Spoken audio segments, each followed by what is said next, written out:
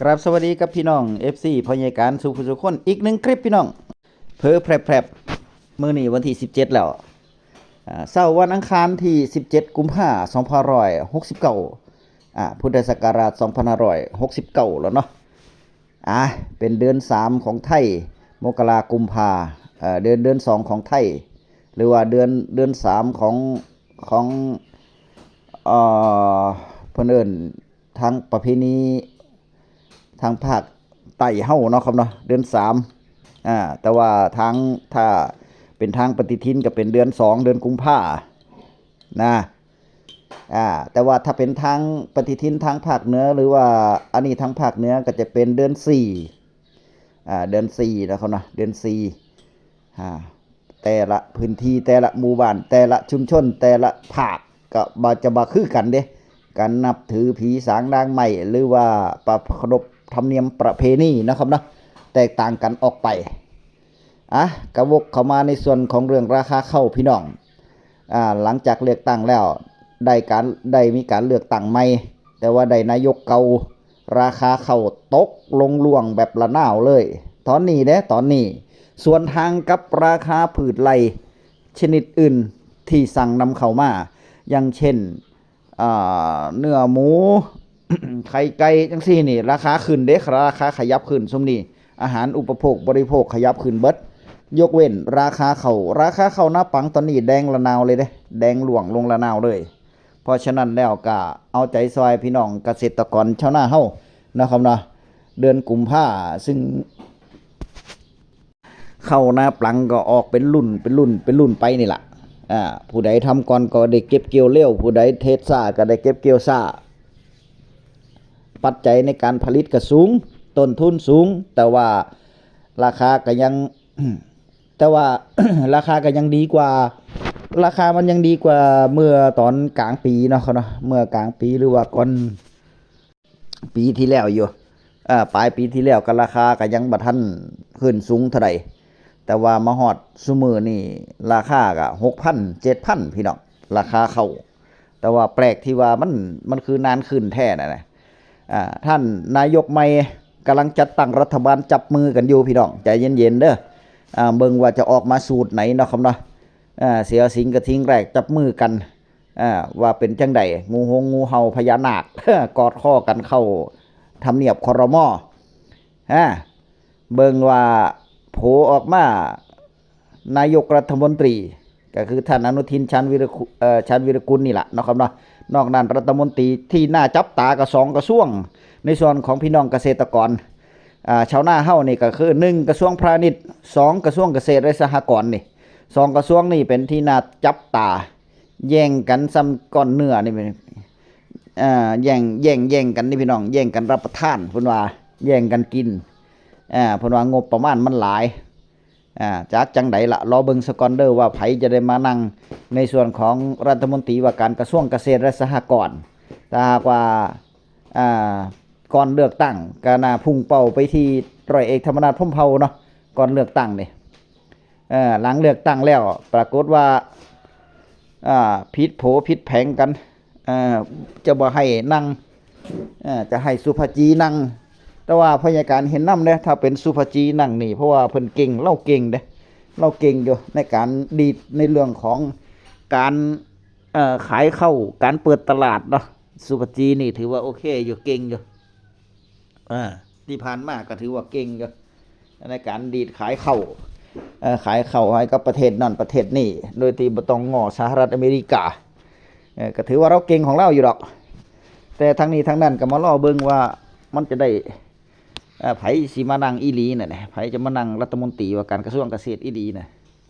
มารอลุ้นรอเบิ่งกันซะก่อนเด้อว่าจะเป็นจังไดต่อไปพี่น้องมาเบิ่งเรื่องราคาข้าวสำหรับมื้อนี้ราคาข้าวที่พยาการเว้าถึงนี่เป็นข้าวหน้าปลังแล้วก็ราคาข้าวแห้งข้าวเหนียวข้าวแห้งข้าวหอมมะลิ105เนาะไปเท่าใดล่ะมาเบิ่งพี่น้องสำหรับราคาข้าวมื้อนี้มีข้าวความชื้น 15% แล้วก็ 25% คือเก่าเนาะจังหวัดกรุงเทพพี่น้อง เห็นบ่แดงปืดเลยที่แดงๆนี่ราคาข้าวลงเด้อพี่น้องเด้อ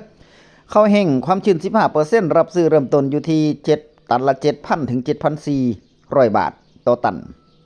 ความชื้น 25% รับซื้ออยู่ที่ 5,800 ถึง 6,200 บาทต่อตันอันนี้เขาขายสดนะราคา 5,800 ถึง 6,200 บาทต่อตันกาญจนบุรีข้าวความชื้น 15% รับซื้ออยู่ที่ 7,200 ถึง 7,600 บาทต่อตันข้าวแห้งความชื้น 25% รับซื้ออยู่ที่ 6,000 ถึง 6,400 บาทต่อตันจังหวัดฉะเชิงเทราราคายังคงที่อยู่รับซื้อเริ่มต้นอยู่ที่ 7,200 ถึง 7,600 บาทต่อตันความชื้น 25% รับซื้อที่ 6,000 ถึง 6,400 บาทต่อตันจังหวัดชัยนาทราคาเข้าลงเหมือนกันรับซื้อเริ่มต้นอยู่ที่ 15% ความชื้น 15% 7,100 ถึง 7,500 บาทต่อตันโอ้ลงหลายความชื้น 25% รับซื้ออยู่ที่ 5,900 ถึง 6,300 บาทต่อตันลดลงไป100นึงเนาะนครนายกความชื้น 15% รับซื้ออยู่ที่ 7,300 ถึง 7,700 บาทต่อตันก็ยังสูงกว่าหมู่อยู่ความชื้น 25% รับซื้ออยู่ที่ 6,100 ถึง 6,500 บาทต่อตันนนทบุรีความชื้น 15% รับซื้ออยู่ที่ 7,200 ถึง 7,600 บาทต่อตันความชื้น 25% รับซื้อที่ 6,000 ถึง 6,400 บาทต่อตันนครปฐมความชื้น 15% รับซื้อที่ 7,200 ถึง 7,600 บาทต่อตันความชื้น 25% รับซื้อที่ 6,000 ถึง 6,400 บาทต่อตันจังหวัดปทุมธานีความชื้น 15% รับซื้อที่ 7,200 ถึง 7,600 บาทต่อตันความชื้น 25% รับซื้อที่ 6,000 ถึง 6,400 บาทต่อตันเพชรบุรีความชื้น 15% รับซื้ออยู่ที่ 7,200 ถึง 7,600 บาทต่อตันความชื้น 25% รับซื้อที่ 6,000 ถึง 6,400 บาทต่อตันลพบุรีความชื้น 15% รับซื้อที่ 7,100 ถึง 7,500 บาทต่อตันความชื้น 25% รับซื้ออยู่ที่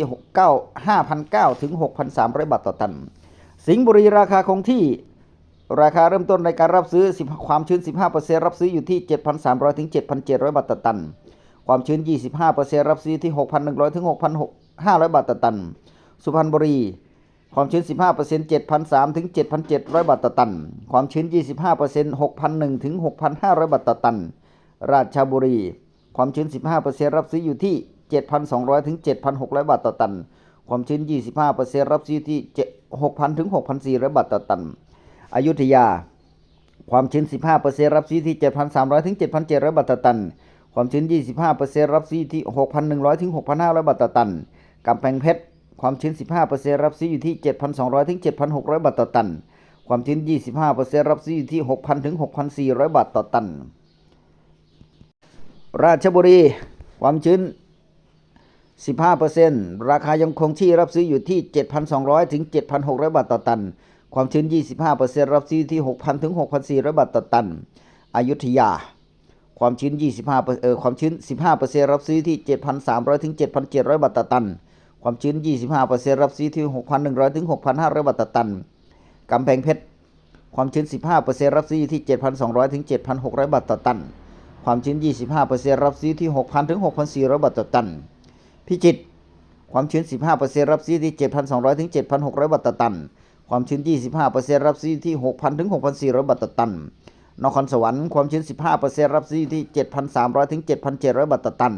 ความชื้น 25% รับซื้อที่ 6,100 ถึง 6,500 บาทต่อตันพิษณุโลกความชื้น 15% รับซื้อที่ 7,200 ถึง 7,600 บาทต่อตันความชื้น 25% รับซื้อที่ 6,000 ถึง 6,400 บาทต่อตันมีเพชรบุรีเด้อพี่น้องเด้อเพชรบุรีนี่ราคาเข้าขยับขึ้นเด้ส่วนทางกับจังหวัดอื่นนะครับเนาะความชื้น 15% รับซื้ออยู่ที่ 7,400 ถึง 7,800 บาทต่อตันนี่โอ้ราคาสูงนี่เพชรบุรีอุตรดิตถ์นี่ราคาซ้ำกันเลยความชื้น 25% รับซื้อที่ 6,200 ถึง 6,600 บาทต่อตันอุตรดิตถ์ราคาคงที่แต่ว่าราคาสูงความชื้น 15% รับซื้ออยู่ที่ 7,400 ถึง 7,800 บาทต่อตันความชื้น 25% รับซื้ออยู่ที่ 6,200 ถึง 6,600 บาทต่อตันข้อมูลมาจากสมาคมโรงสีข้าวไทยทั่วประเทศพี่น้องขอบคุณทีมาในส่วนของสมาคมโรงสีข้าวไทยไปดูในส่วนของราคาข้าวเปลือกหอมมะลิปี68ปี 68/69ปี 68/69ก็คือปีนี้นะครับนะในส่วนของข้าวแห้งความชื้น 15% ก็หอมมะลิ105แต่ว่าเหลือบ่หลายแล้วล่ะอยู่ในมือชาวนานี่ เหลือบ่หลายแล้วล่ะส่วนมากขายสดแบบพ่อใหญ่การขายสดเบิดแหละเข้าก็เบิดเงินก็เบิด เป็นเรื่องปกติเนาะได้เงินมาก็ต้องใช้เพิ่นเอิ้นว่าคนใช้เป็นตัวน่ะใช้จนบ่เหลือบ่หลอพุ่นเนาะใช้จนบ่เพียงบ่พอเนาะครับเนาะหางกเงินก็ได้หายากได้มาคราวเดียวก็เบิดบัดนี้เพิ่นถึงบอกว่าเงินบ่แม่นของเฮาเนาะครับนะเงินบ่แม่นของเฮาเป็นจังซี่เนาะมาเบิ่งราคาข้าวแห้งพี่น้องข้าวหอมมะลิ105จังหวัดบุรีรัมย์พี่น้องราคาข้าวอยู่ที่ 16,500 บาทถึง 17,000 บาทต่อตันเด้อข้าวแห้งความชื้นบ่เกิน 15% ข้าวหอมมะลิ105ข้าวดอกมะลิ105นั่นแหละ105นั่นแหละนครราชสีมาหรือโคราชรับซื้ออยู่ที่ 16,000 ถึง 17,000 บาทต่อตันจังหวัดร้อยเอ็ด 16,000 ถึง 17,000 บาทต่อตันขอนแก่น 15,800 ถึง 17,200 บาทต่อตันยโสธร 16,000 ถึง 17,500 บาทต่อตันอุดรธานี 15,500 ถึง 16,500 บาทต่อตันอุบลราชธานี 16,500 ถึง 17,000 บาทต่อตันศรีสะเกษ 16,600 ถึง 17,500 บาทต่อตันสุรินทร์ 16,200 ถึง 17,000 บาทต่อตันอำนาจเจริญ 17,200 บาทต่อตันเด้อพี่น้องเด้อราคาข้าวแถวบ้านพ่อใหญ่การนี่ขยับลงแล้วทางโรงสีเพิ่นก็แจ้งมาอยู่ว่าราคาข้าวสิลงเด้อนั่นน่ะตอนรับธกสพี่น้องบินธกสสิออกมาเดือนหน้าเด้อเดือนมีนาเพราะฉะนั้นก็นี่ล่ะอย่างที่พ่อใหญ่การแจ้งไปไผบ่มีข้าวก็เช็คราคาข้าวดีๆมาเบิ่งข้าวเหนียวพี่น้องข้าวเหนียวกข6กข6ต้นเตี้ยต้นสูงราคาซ้ำกันราคาข้าวกข6ต้นเตี้ยของพ่อใหญ่การก็ยังมีอยู่เด้อใครสนใจก็แจ้งเข้ามาได้เนาะครับเนาะข้าวปลูกข้าวคัดเมล็ดข้าวเป้าเป็นที่เรียบร้อยแล้วใครสนใจก็แจ้งมาได้ราคาข้าวกข6จังหวัดขอนแก่นรับซื้ออยู่ที่ 11,500 ถึง 11,900 บาทต่อตันอุดรธานีรับซื้อเริ่มต้นอยู่ที่ 11,500 ถึง 12,200 บาทต่อตันในส่วนของข้าวเหนียวสันปะตองใหม่จังหวัดเชียงใหม่รับซื้ออยู่ที่